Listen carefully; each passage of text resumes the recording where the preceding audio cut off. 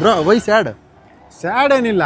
ಮತ್ತೆ ಲೆಫ್ಟ್ ಹೋದ್ರೆ ಬಾಯ್ ಬಿರಿಯಾನಿ, ಸ್ಟ್ರೈಟ್ ಹೋದ್ರೆ ನಾಟಿ ಸ್ಟೈಲು, ರೈಟ್ ಹೋದ್ರೆ ಹೈದರಾಬಾದಿ ಬಿರಿಯಾನಿ. ಓಕೆ ಈ ಮೂರಲ್ಲಿ ಎಲ್ಲೋಗಿ ಬಿರಿಯಾನಿ ಬರ್ಸೋಣ ಅಂತ ಯೋಚನೆ ಮಾಡ್ತಾರೆ. ಇವತ್ತು ಸೋಮವಾರ ಮನೇಲಿ ಉಗಿತಾರೆ, ಬನ್ನಿ ಪ್ಯೂರ್ ವೆಜ್ ಕೊಡಿಸಿ ಸಕ್ಕದಾಗಿರುತ್ತೆ. ಪ್ಯಾನ್ ಏಷಿಯನ್ ಇಂದ ಹಿಡಿದು ಸೌತ್ ಇಂಡಿಯನ್ ವರ್ಗು ಚೆನ್ನಾಗಿರುತ್ತಪ್ಪ. ಸಕ್ಕದಾಗಿರುತ್ತೆ. ತಿಂದ್ಮೇಲೆ ನೀವೇ ಹೇಳ್ತೀರಾ ಬನ್ನಿ.